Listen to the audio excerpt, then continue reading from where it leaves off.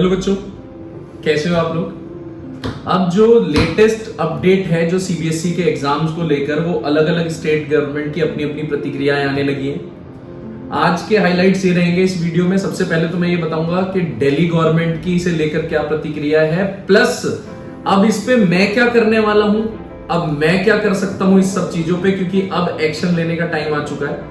अब तक तो ये देख रहे थे कि सब लोग करे जा रहे थे, लेकिन एक बहुत पुरानी कहावत है कि अपने मरे बिना स्वर्ग नहीं मिलता।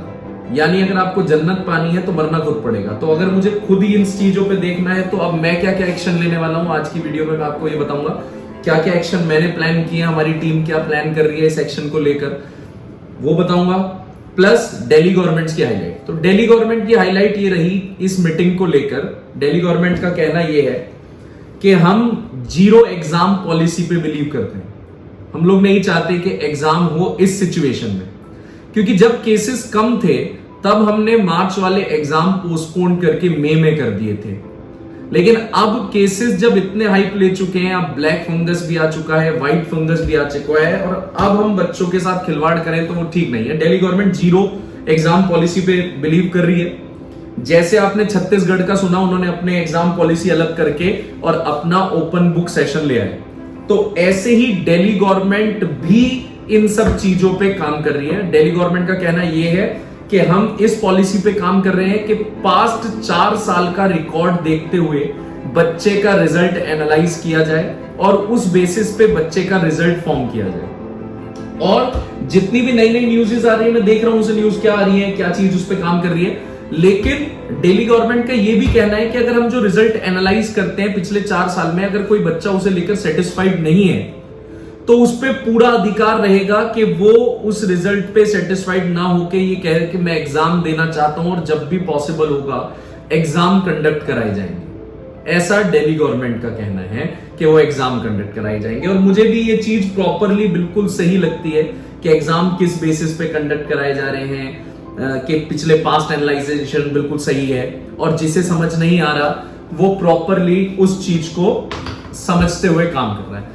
तो मैं भी इस चीज को अगर आपके सामने रखूं कि बहुत सही बात है कि दोनों ऑप्शन है, या तो आप पास्ट एनालाइजेशन कर लो, और अगर आपको पास्ट एनालाइजेशन में अपने मार्क्स कम लग रहे हैं तो आप पे पूरी अथॉरिटी है कि आप एग्जाम दोबारा दे दो। और अच्छी बात है कि एग्जाम दोबारा देने के लिए आपके पास अथॉरिटी है, आप दे सकते हो उस बात पे। और दूसरी बात उन्होंने ये कही है कि नीट और जेई के जो एग्जाम होने हैं वो बिना एग्जाम लिए एडमिशन नहीं हो सकता। अगर नीट और जेई के बिना एग्जाम लिए एडमिशन नहीं हो सकता तो दिल्ली गवर्नमेंट ने अपना जो सुझाव रखा है वो ये रखा है कि जितने भी 12th क्लास के एस्पिरेंट हैं उन सबको वैक्सीनेशन दे दी जाए, उन सबको वैक्सीनेशन के बाद उतारा जाए।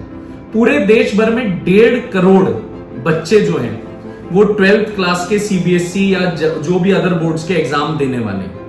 अगर दिल्ली गवर्नमेंट का अपना डाटा देखा जाए तो उनकी बात मुझे समझ में आई है, वो क्या कह रहे हैं। उन्होंने अपना डाटा ये दिया है कि हमारे यहां जो 12th क्लास का एग्जाम देने वाले हैं उसमें से 95% बच्चे 17 साल से ऊपर के हैं। 17 साल से ऊपर के हैं। और वैक्सीनेशन किसकी हो रही है अभी? 18 साल से ऊपर की।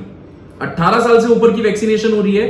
तो अगर हमारे हेल्थ एक्सपर्ट से बात की जाए और वो 17 साल से ऊपर के बच्चों को वैक्सीनेशन देने को अथॉरिटी दे दें या अथॉरिटाइज कर दें उस चीज को, तो वो सबसे बेस्ट तरीका होगा कि पहले वैक्सीनेशन कर लो और उसके बाद एग्जाम दे लो। क्योंकि अगर एग्जाम सेंटर्स पे बच्चे पहुंचेंगे और एग्जाम देंगे और इन केस वहां से ये संक्रमण आगे फैल गया, ये आगे फैल गया, तो हम उस चीज को रोक पाने के लिए समर्थ नहीं रहेंगे। मॉर्टेलिटी बहुत होगी, क्योंकि थर्ड वेव का भी अंदाजा यही लगाया जा रहा है कि थर्ड वेव भी बच्चों को लेकर ही आनी है। तो इनका ये भी सुझाव अच्छा है कि नीट और जेई के एग्जाम भी जो लेने हैं वो आफ्टर वैक्सीनेशन हो। अच्छी बात है, बिल्कुल अच्छी बात है। सेशन कुछ महीने लेट हो सकता है, 6 महीने 7 महीने पॉलिसीज बदली जा सकती है। इंसान के लिए ही पॉलिसीज होती है, पॉलिसीज के लिए इंसान नहीं होता। आपको अपनी पॉलिसीज बदलनी होगी। क्या अब एग्जाम का पैटर्न जरूरी थोड़ा है कि कोई कह के गया है कि मार्च में ही एग्जाम होंगे, इन पॉलिसीज को नहीं बदला जा सकता। बदलो इन पॉलिसीज को। जब आज की प्रैक्टिकल सिचुएशन ये कह रही है कि पॉलिसीज बदलनी है तो बदलो। आपको एग्जाम लेना है, वैक्सीनेशन कराओ, वैक्सीनेशन की बात कराओ। आपकी जो पहली प्राथमिकता होनी चाहिए वो वैक्सीनेशन की होनी चाहिए, क्योंकि बच्चों की हेल्थ सबसे ऊपर है। और दूसरी बात, इस डिले को करते करते क्या सच में आप लोग अब एग्जाम देने लायक बचे हो? मैं 12th के बच्चों से पूछ रहा हूं, क्या सच में आप बच्चे हो? आपका पोटेंशियल रह गया? कुछ नहीं रह गया। मैं जानता हूं, मैं बच्चों को ही जानता हूं, तो मैं जानता हूं कि इस समय बच्चे बेचारे किसी स्थिति में नहीं बचे, तो उनका प्रॉपरली ये चीज कंडक्ट वाइज है। तो दिल्ली गवर्नमेंट के हाइलाइट्स क्या रहे? 12th के 0 एग्जाम पॉलिसी होनी चाहिए, एग्जाम नहीं होने चाहिए। 4 ईयर का एनालाइजेशन पे रिजल्ट आना चाहिए, जो बच्चा उस रिजल्ट से सेटिस्फाइड नहीं है वो एग्जाम दे। नीट और जेई के एग्जाम होने चाहिए, लेकिन कब होने चाहिए? वैक्सीनेशन के बाद होने चाहिए। फाइजर से वैक्सीनेशन की बात चल रही है कि फाइजर दे बच्चों के लिए, या अपनी स्वदेशी कंपनी है वो भी बहुत सारी ला रही है, तो उस चीज से होने के बाद, वैक्सीनेशन होने के बाद होना चाहिए। क्योंकि 17 साल का बच्चा और 18 साल के बच्चे पे ज्यादा अंतर नहीं है, कि 18 साल से ऊपर वाले को तो अलाउड है और 17 साल के बच्चे को अलाउड नहीं है। तो इस पे हेल्थ एक्सपर्ट से बात करके हो सकती है बात, इसे प्राथमिकता पे लेना चाहिए। और दूसरी बात, अब मैं भी पूरी तरीके से इसी बात पे उतर चुका हूं, 0 एग्जाम पॉलिसी पे, क्योंकि अब बच्चों का हेल्थ के वाइज भी और मेंटल स्टेटस वाइज भी बच्चे अब एग्जाम लायक नहीं बचे। बहुत ज्यादा गड़बड़ हो चुकी है, अब एग्जाम लायक नहीं बचे। रोज हो रहा है, नहीं हो रहा, रोज हो रहा है, शेर आया, जिस दिन शेर आया उस दिन पता ही नहीं लगा, वही चीज हो रही है। तो ये अब वही स्थिति आ चुकी है कि अब रोज रोज का शेर आया वाली स्थिति हमें नहीं चाहिए। हम लोग इस पे प्रॉपरली कंडक्ट वाइज चेंज हो चुके हैं। तो जो भी चेंजेस हमारे पास आएंगे मैं आपको बताता रहूंगा। प्लस अब मैं अपने एंड पे क्या कर रहा हूं वो मैं बता रहा हूं। मैं अपने एंड पे Delhi government, UP government, central government और प्रेसिडेंट, ये 4 मेल मैं डालने रहा हूं। अब मैं अपने एंड पे भी जो मुझसे हो पाएगा वो मैं करूंगा, क्योंकि अपने मरे बिना स्वर्ग नहीं मिलता, बिल्कुल सही बात है। तो अब मैं बिल्कुल इस पे एक एक ट्वीट पे, एक एक अपडेट पे, जो भी जिस मिनिस्ट्री से भी अपडेट आता है, मैं प्रॉपरली उस पे नजर बनाए हुए हूं। मैं पूरा इस पे ही काम कर रहा हूं कि अब किस तरीके से एग्जाम कैंसिलेशन पे काम किया जाए। अभी हमारे पास 1 जून तक का टाइम है, तब तक मैं सारी मेल्स पे, सारी अप्रोचेस जो मैं अपने एंड पे कर सकता हूं वो सारा करके देखूंगा, पूरा करूंगा अपना। आज ही हम लोग मेल डाल रहे हैं, पूरी टीम, आज वैभव सर से बात हुई थी तो वो पूरा इस चीज पे काम कर रहे हैं प्रॉपरली, क्योंकि टेक्निकल एंड पे, सारे एंड पे वही काम कर रहे हैं और हमें ये करना ही पड़ेगा, क्योंकि अब हमें खुद ही संभालना पड़ेगा। ठीक है ना? जब हर कोई कर रहा है तो हम क्यों पीछे हटे? हमें भी करना पड़ेगा। और जब तक हम ये सोचते रहेंगे कोई दूसरा कर लेगा, कोई दूसरा कर लेगा, तो फिर कोई करेगा ही नहीं। तो आज से मैं ही इस एंड पे, अपने एंड पे मैं भी लग गया हूं और मैं आपके साथ हूं।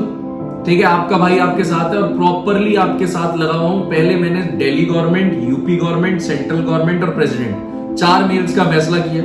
इन एजुकेशन मिनिस्टर्स पे बात करनी है, इनकी जो मिनिस्ट्री में, प्लस मेल डालनी है, सारा काम अपने एंड पे। इन्हें सारे जो दिल्ली गवर्नमेंट का सुझाव है वो मुझे बहुत बढ़िया लग रहा है और मुझे इससे पूरा यकीन है कि जो छत्तीसगढ़ मॉडल पे काम हुआ है उस हिसाब से दिल्ली गवर्नमेंट पे भी चेंजेस आ सकते हैं। दिल्ली गवर्नमेंट भी इस चीज को बदल सकती है, तो हम भी वही देखेंगे और होप फॉर द बेस्ट।